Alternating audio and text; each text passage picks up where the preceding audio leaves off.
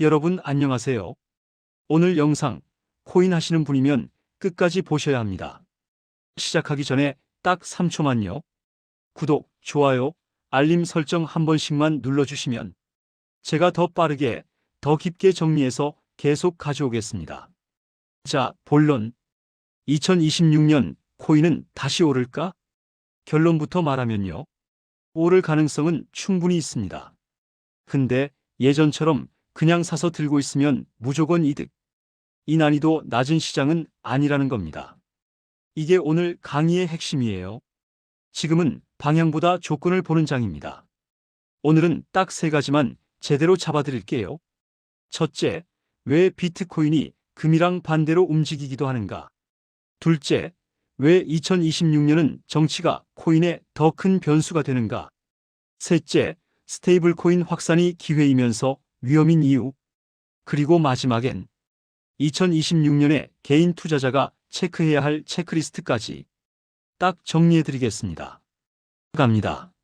먼저 요즘 투자자들이 제일 답답한 포인트가 이거죠.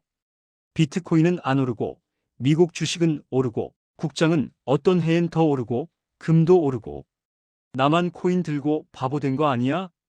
이 상대적 박탈감이 진짜 큽니다. 예전엔 비트코인이 나스닥이 1% 오르면 23% 따라 올라가는 그림이 많았거든요. 근데 어느 순간부터 괴리율이 벌어졌어요. 이 괴리율이 언젠가 좁혀질 수 있느냐? 이게 2026년 투자자들의 가장 큰 질문입니다. 자, 여기서 첫 번째 키워드. 금이 올라가고 금이 멈추거나 조정받으면 그때 비트코인이 달리기 시작한다. 이게 무슨 말이냐? 사람들이 흔히 비트코인은 디지털 금이니까 금 오르면 비트도 오르겠지, 이렇게 생각하는데요. 실제 가격 흐름을 길게 보면 반대로 움직이는 구간이 꽤 많습니다. 왜 그러냐? 돈이 한 바구니처럼 돌아다니기 때문이에요. 미국 관련 자산 한 바구니, 그 안에서 돈이 순환합니다. 어떤 땐 AI 주식으로 몰리고, 어떤 땐 금은 같은 금속으로 몰리고, 어떤 땐 비트코인으로 쏠리고. 그러니까 같이 오른다가 아니라 번갈아 돈이 이동한다가 더 현실에 가깝습니다.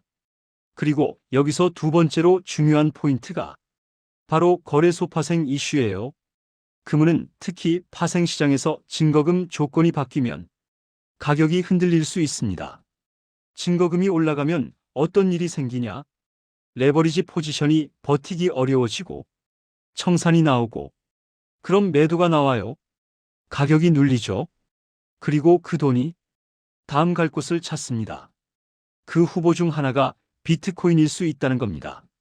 즉, 금이 조정받는 국면이 오면 비트로 돈이 이동할 가능성이 생긴다. 이게 첫 번째 큰 그림입니다. 자, 두 번째 큰 그림. 2026년의 코인은 정치 경제를 빼고는 설명이 안 됩니다. 왜냐하면 선거가 걸려 있기 때문이에요.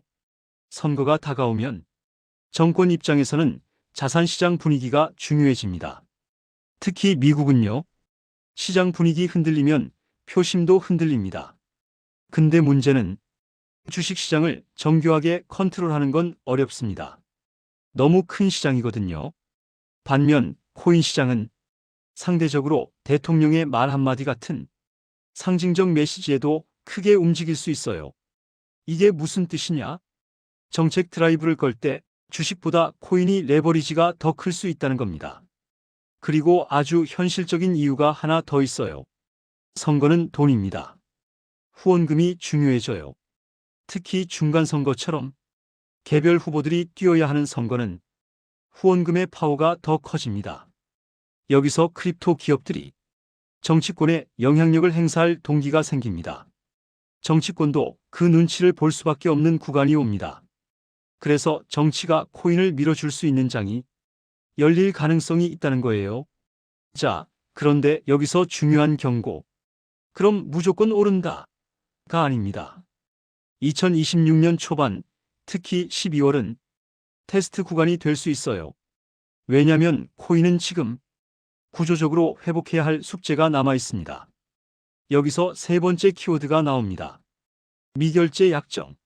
즉, 파생시장에 쌓여있는 포지션 규모, 어느 시점에서 대규모 청산이 터지면 미결제 약정이 폭포처럼 빠지고 그게 회복이 안 되면 시장은 힘이 없습니다. 가격이 뭘 해도 잘 안 오르고 조금만 악재 나오면 툭툭 꺾이는 그런 장이 돼요. 그래서 2026년 초반은 레버리지 시장이 살아나는지를 봐야 합니다. 그리고 또 하나, 비트 가격을 받쳐주던 축이 뭐였냐? 바로 ETF 자금 유입. 돈이 ETF로 꾸준히 들어오면 가격이 버팁니다. 근데 ETF는 한번 흔들리기 시작하면 유입이 멈추거나 유출이 나오면서 가격이 더 눌릴 수 있어요. 즉, 가격 유지에도 꾸준한 유입이 필요한 구조가 됩니다. 자, 그리고 여기서 투자자들이 제일 궁금한 이야기. 고래들은 다 팔았냐? 결론부터 말하면 완전히 다 팔았다고 보긴 어렵습니다. 게다가 예전 패턴을 보면요. 고래들은 올라갈 것 같으면 다시 삽니다. 그러니까 고래는 그 자체가 방향이 아니라 변동성을 만든다고 보는 게 맞아요. 개인 투자자가 해야 할 건 고래를 맞추는 게 아니라 구간을 정하는 겁니다. 예를 들어, 이 구간은 흔들려도 모아간다. 이 구간은 리스크가 커서 현금 비중을 늘린다. 이런 식으로요. 핵심은 이거예요. 2026년은 예측이 아니라 대응으로 돈 버는 장입니다.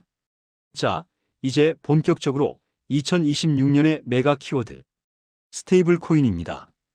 여기서부터는 진짜 재밌어요. 근데 동시에 진짜 위험합니다. 스테이블 코인이 뭐냐? 쉽게 말해 달러처럼 쓰는 코인입니다. 코인 살 때도 쓰고, 파생 거래할 때 증거금으로도 쓰고, 이제는 실제 결제에도 쓰입니다. 여기서 중요한 게 규모예요. 스테이블 코인 시총이 커질수록 미국 국채 수요와 연결됩니다. 왜냐면 스테이블 코인은 담보로 단기 국채를 들고 가는 구조가 많거든요. 즉, 스테이블이 커지면 국채를 자동으로 사주는 주체가 커지는 겁니다. 핵심 포인트 하나, 단기 국채의 롤오버 문제를 스테이블 코인이 완화할 수 있다는 논리가 나옵니다. 스테이블이 계속 유지되면 담보로 잡힌 국채는 시장에 잘 안 나옵니다. 그러면 수요가 안정적이 될 가능성이 생기죠. 이게 왜 중요하냐? 미국은 지금 돈이 필요해요. 감세를 했고 재정은 빵꾸가 나고 결국 국채를 더 찍을 수밖에 없는 압력이 있습니다. 그 국채를 받아줄 새로운 큰 손이 필요해요. 스테이블 코인이 그 역할을 할 수 있다는 겁니다. 그래서 미국 입장에서는 스테이블 코인 확산이 금융 패권의 도구가 될 수 있어요. 여기서부터 글로벌이 전쟁 모드로 들어갑니다. 달러 기반 스테이블이 확산되면 다른 나라들은 통화 주권이 흔들릴 수 있죠. 그래서 각국은 선택을 해야 합니다.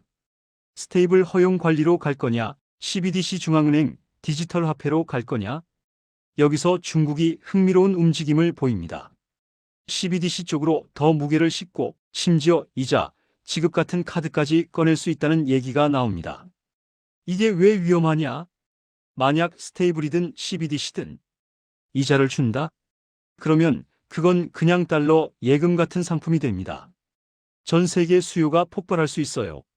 그래서 미국은 지급 결제용 스테이블의 이자 지급을 막으려는 움직임도 나옵니다. 왜냐하면 은행이 무너질 수 있으니까요. 여기까지는 거대한 기회의 이야기. 이제부터는 진짜 위험 이야기 갑니다. 스테이블이 커지면 규제 밖 금융이 커질 가능성이 있습니다. 그리고 규제 밖 금융이 커지면 뭐가 같이 커지냐? 사기입니다. 특히 이런 패턴이요. 고이율로 꼬신다. 스테이블 예치하면 연 몇백 퍼센트, 몇천 퍼센트 준다. 초반엔 진짜 줘요. 사람 모으려고. 사람이 몰리면 어느 날 갑자기 사라집니다. 그리고 피해자는 어디 가서 신고해도 복구가 거의 불가능한 경우가 많아요. 이게 스테이블 확산의 가장 큰 부작용입니다. 자, 여기서 현실적인 조언. 스테이블 자체가 나쁘다, 좋다의 문제가 아니고요. 스테이블을 이용한 상품이 규제와 감독이 어느 정도 되는지 이걸 봐야 합니다. 특히 고이율은 일단 의심부터 하셔야 합니다. 자, 다음으로 2026년에 유행할 수 있는 섹터 3개를 짚겠습니다. 첫째, 예측 시장. 무슨 사건이 벌어질 확률, 선거 결과 확률 같은 걸 사람들이 베팅하는 구조죠. 이게 해외에선 시장이 커지고 있습니다. 다만 한국에선 법 규제 이슈가 얽힐 수 있으니 접근은 매우 조심해야 합니다. 둘째, 카드 섹터. 디지털 자산을 지갑에 넣어두고 카드로 바로 결제한다. 이게 왜 유망하냐? 사람들이 현금화 과정 없이 바로 실생활에서 쓰게 되면 스테이블과 코인의 사용성이 확 올라가거든요. 그런데 여기에도 그림자가 있어요. 세금 회피, 자금 세탁 같은 문제가 붙을 수 있습니다. 그래서 이 시장은 성장과 규제가 같이 옵니다. 셋째, 주식 토큰화. 주식을 쪼개서 토큰처럼 거래하는 구조. 이게 왜 파괴력이 있냐? 세금, 규제, 감독의 경계가 흔들릴 수 있기 때문입니다. 그리고 더 무서운 건 이걸 미러링해서 가짜 주식 토큰처럼 만들어서 사기치는 케이스가 나올 수 있다는 겁니다. 초반엔 출금도 잘 해주고 와 진짜네 하게 만들고 사람 몰리면 사라지는 방식? 이거 앞으로 반복될 가능성이 높습니다. 자, 여기서 다시 본론으로 돌아와서 그래서 2026년 코인은 오르냐 내리냐? 정리하면 이렇게 됩니다. 상승 시나리오의 조건 4가지. 첫째, 금은 등 금속 자산이 조정 국면에 들어가며 돈이 비트로 순환할 여지가 생긴다. 둘째, 정치 이벤트가 커지면서 크립토 정책 친화적 메시지가 다시 강해진다.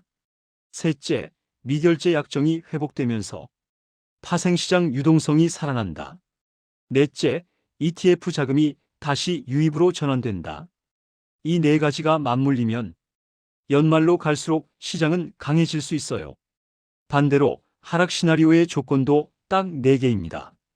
첫째, 단기 금융 시장 유동성 내포, 스프레드 등이 다시 흔들린다. 둘째, ETF 유출이 길어지고 가격 방어가 약해진다. 셋째, 코인 가격을 받쳤던 기업 기관 수요가 약해진다. 넷째, 관세, 판결, 재정 이슈 같은 매크로 악재가 터지면서 리스크오프로 바뀐다. 그러면 12월은 위아래로 크게 흔들리는 장이 될 수 있습니다. 자, 여기서 개인 투자자 전략? 저는 한방의 몰빵보다 구간 분할 리스크 체크가 답이라고 봅니다. 예를 들면 이런 식이에요. 어구간 시장이 불안정해도 내가 정한 비중으로만 꾸준히 모은다. 비구간 이벤트 리스크가 커지는 구간이면 현금 비중을 늘리고 레버리지는 절대 줄인다. 시구간 상승 흐름이 확인되면 그때 추격이 아니라 비중 조절로 따라간다. 핵심은 이거예요. 2026년은 예측이 아니라 대응으로 돈 버는 장입니다. 자, 이제 마지막 파트. 2026 코인 체크리스트 드릴게요. 첫째, ETF 자금 흐름. 유입이 돌아서는지, 유출이 계속되는지. 둘째, 미결제 약정. 레버리지 시장이 살아나는지. 셋째, 금은 조정 흐름. 돈이 어디서 빠져나오고 어디로 가는지. 넷째, 정책 발언과 선거 국면. 정치가 시장에 불을 붙이는지. 다섯째, 스테이블 코인 관련 뉴스. 특히 이자, 규제, 국채 수요 키워드. 여섯째, 사기 경보. 고이율, 토큰화, 신규 거래소, 카드 결제 연동. 이런 키워드 나오면 기회보다 사기 가능성을 먼저 체크. 일곱째, 내 포지션 규칙. 내가 어디서 사는지, 어디서 줄이는지 미리 정해두기. 이게 없으면 2026년 같은 변동성 장에서 멘탈이 먼저 무너집니다. 자, 오늘 정리. 2026년 코인은 다시 오를 수 있습니다. 하지만 그 상승은 그냥 오지 않습니다. 돈의 순환, 정치 이벤트, ETF 파생 유동성, 그리고 스테이블 코인이라는 초대형 트렌드가 맞물릴 때 움직입니다. 그리고 동시에 스테이블 코인 확산은 사기와 규제 공백이라는 부작용도 같이 가져옵니다. 그래서 우리가 해야 할 건 환상이 아니라 체크리스트 기반 대응입니다. 다음 편에서는 이 체크리스트를 기준으로 2026년 초반 12월 시나리오를 3가지로 쪼개서 더 실전형으로 만들어 드릴게요. 오늘 내용 도움되셨다면 구독, 좋아요, 알림 설정 다시 한번 부탁드립니다. 댓글로 본인 포지션 현금 비트 알트 비중도 적어주시면 그 비중 기준으로 리스크 관리 팁도 같이 드리겠습니다. 시청해 주셔서 감사합니다. 다음 영상에서 뵙겠습니다.